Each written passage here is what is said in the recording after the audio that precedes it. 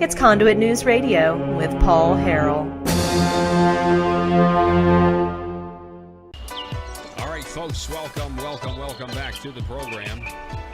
So we've got the election coming up on Tuesday. For the folks of Arkansas, we've got these ballot initiatives. A lot of them have been thrown off the ballot. You're hearing a lot about issue number 4, which is the casino amendment, but you're not hearing as much about issue 5, which is the increase in the minimum wage, which you've heard me talk about how this is a bad idea for a long time. But to kind of shed a little bit more light on this, I thought we would bring in an expert, Dr. Jeremy Horpedahl, who's an assistant professor of economics at the University of Central Arkansas. He's also a scholar with the Arkansas Center for Research in Economics. Dr. Horpedahl joins us now. Jeremy, welcome back to the program, sir. Yeah, thanks, Paul. It's great to be back on. So let me just ask you this. How high should the minimum wage be in Arkansas? Well, that's a great question. As an economist, I tend to think that how high it should be set by the market.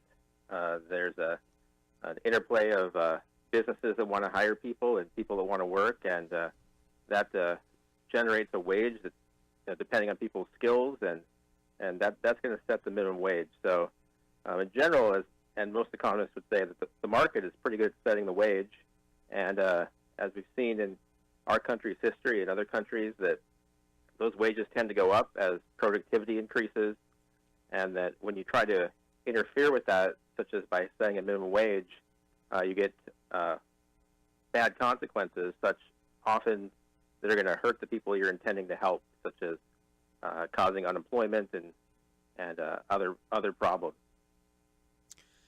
If this thing passes, if issue 5 passes, we're looking at by 2021 $11, I think, an hour here in Arkansas. I mean, that's pretty high up there. Yeah, that's I think $11. Maybe that doesn't sound high compared to other states, but compared to what wages are here in Arkansas, $11 an hour here is the equivalent of, say, a $15 minimum wage in California. If you compare to what our wages are or what cost of living is. So that means that by 2021, we would actually have one of the highest minimum wages in the country when you compare it to our wage scale, which I think is something in the conversation I've followed in the state about this issue. Very few people have been saying that. I've been trying to say it, but people are saying, well, 29 other states have done this. We did it 4 years ago. It's fine. The world didn't end. But this is on another level. This is taking up to a level that no other state has really tried to have one this high compared to what their median wage is or what their cost of living is. So we're kind of going into uncharted territory as far as how bad the unemployment and other effects could be. So small businesses, okay, they want to hire, they want to grow their business, but it gets to the point to where, I mean, in some cases, you're going to be pricing potential employees out of getting hired if they don't have the skills that, can basically, I don't know, if they don't have the skills, you're going to have a business owner that can't afford a $11 or, equivalent to a $15 an hour minimum wage. Yeah, absolutely. If you think about that young worker trying to get their first job, they could, maybe at $8.50 or $9 an hour, where it is right now at $8.50, maybe the employers weren't willing to hire them, and they'll get that first job, and they'll acquire some skills, and they'll become more productive, and then they can get a raise and get higher up on the wage scale.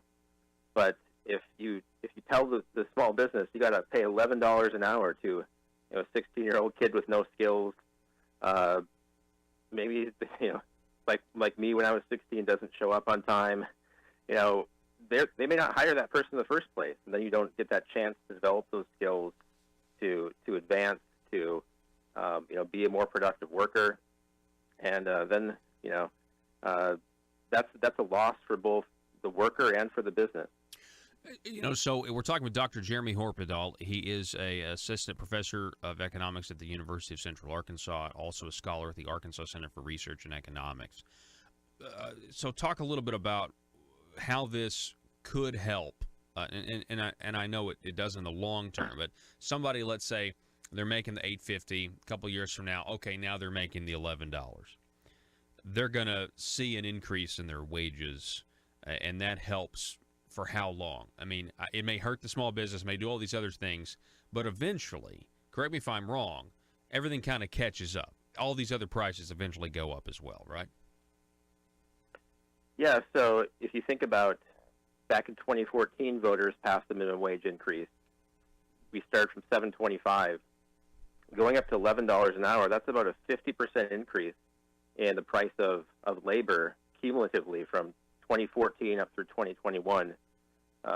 Prices go up every year a little bit, but this is a 50% increase in the cost of labor. For businesses that most of their labor is in this category, that means their costs are going up by 50%. That's got to show up somewhere. It could show up, like you said, in higher prices.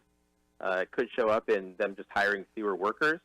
I think a lot of people that support this minimum wage increase think, well, it's just going to come out of their profits, right? They'll just have to eat it. It's transferring money from businesses to workers. But a lot of businesses have other things they can do to get around that, right? They can, instead of hiring more workers, they can purchase more machinery that substitutes for labor. So, just to kind of, be as fair as possible here, I think what a lot of the research shows is that some workers, those that are maybe already close to $11 an hour and have some experience, they'll probably get a little bit of a raise. But it's the workers that are below that, the workers starting out, that'll be harmed. And they're also the workers that might end up paying those higher prices that you talked about as employers' costs are going up. If they try to pass those along to consumers, that's going to be a lot of times the low-income consumers that are going to pay that anyway. Let me ask you this. This is just a general question about the minimum wage. I think you touched on this a little bit earlier. You think the market should dictate it, and I agree with that. I mean, so that would mean no minimum wage, which I've talked about before. I've actually debated a liberal professor up here in my neck of the woods several years ago, and my position was I don't think there should be any minimum wage, just because I disagree with the premise that the government should tell me as an individual, as a free man, what I can contract for, what I can sell my services for. What are your thoughts on that? I know that's really the pure way to look at this, but what are your thoughts? Yeah, I guess I think about it. I think of kind of the same thing, but from a different perspective. I teach a class in economic history and work with my students right now at UCA, and we look at the whole history of the United States and the history of a lot of European countries. And the United States doesn't have a minimum wage up until 1938. A few states try it before that, but mostly the Supreme Court strikes it down. But up until 1938, for the first century plus of our history, we have very significant wage growth. We have the highest standard of living in the world. Wages are increasing. Yes, business profits are too, but it's not like people are making the same in 1938 that they were back in 1800. You do have wage gains. The wage gains keep up with the growth of the economy, and they're widely distributed. You have people coming in from all over the world immigrating here with no skills, and they jump on to the labor force and have their wages increase. So I think that the premise that without a minimum wage, it's just businesses get all the gains, and the workers are stuck at the subsistence wages. We just don't see that when we look at history. So that's kind of how I think about how do you justify not having a minimum wage. Throughout our history and the history of European countries and now lots of other countries, you see good wage gains for workers, and most of that's coming as a result of the market, not as a result of the government telling employers to raise wages. I really appreciate that. That's a really interesting outlook, and I'd love to look at some of that stuff as well, about how the wages grew before the minimum wage. And I think probably there's a lot of people that don't realize that we didn't even have a minimum wage at one point. Well, students are sometimes shocked. They say, well, we just assumed that before that, that there were no wage gains and the workers were just living in, absolute poverty. Wow. By the way, folks, I just want to make an observation. Isn't it great that you have Jeremy Horpedahl teaching young people and young minds at the University of Central Arkansas? I think that's a win for the state. win for society and Western civilization, Jeremy. So I just want to throw that out Well, there. that's very kind of you. Yes, please apply to UCA. Or just stop by and say hello. Just stop by and say hello. Hey, so it's issue 5. It's on the ballot. You mentioned a couple years ago it was also on the ballot, and it passed. It passed pretty significantly. And unfortunately, I'm thinking it's going to again, unless the people get out there and really, think about this. It's very easy to make this a populist movement saying, hey, who doesn't want to make more money and see more money in their paycheck? But, what we're talking about is a lot more esoteric. It's a lot more difficult to communicate to people who are going to have to get past the fact that, hey, if you vote for this, you're going to get more money in the short term, but it's worse off in the long term for everybody. Yeah, it's certainly, like you said, it passed here in 2014. What little polling there is indicates it's going to pass by about the same margin here.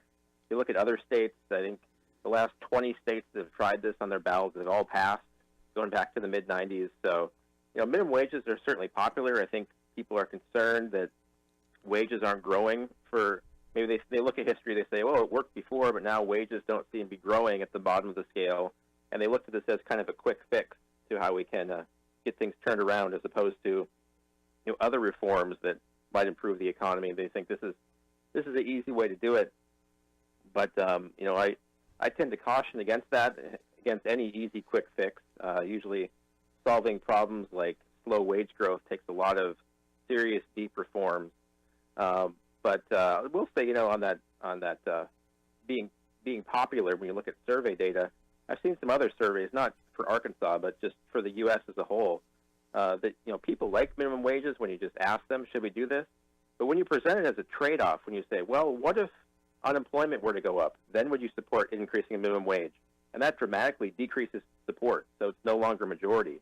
So I think part of what's going on is people just don't think that there's going to be any downside to this. They think that, well, if there's any downside, maybe some businesses will be harmed, maybe prices will go up a little, but we're willing to tolerate that. But if people realize that there could be some unemployment for the very people we're trying to help, then in surveys people turn against minimum wages. Mm-hmm. So I think part of it's just lack of information, and that's why I'm on your show, and that's why I know you're working on this issue to try to get people some better information about this issue. Yeah, absolutely.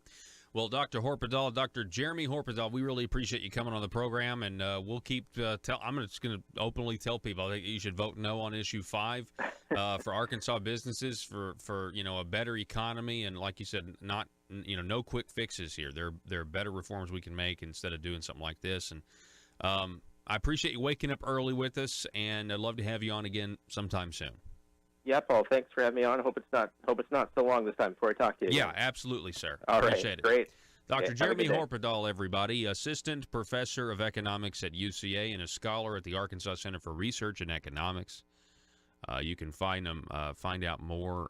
It's uca.edu/acre, A-C-R-E, if you want to know more. All right, folks, we're going to take a break on this Johnny Cash Friday. Thanks so much for being with us. Remember, that's issue number 5, which has to do with minimum wage. I will be voting against it, as I'll be voting against issue 4, which is the casino, just on the basis that I don't think I should have a say as to whether or not a casino is mandated to go into Jefferson and Pope County. I wouldn't want them to have that say over where I live in my neck of the woods.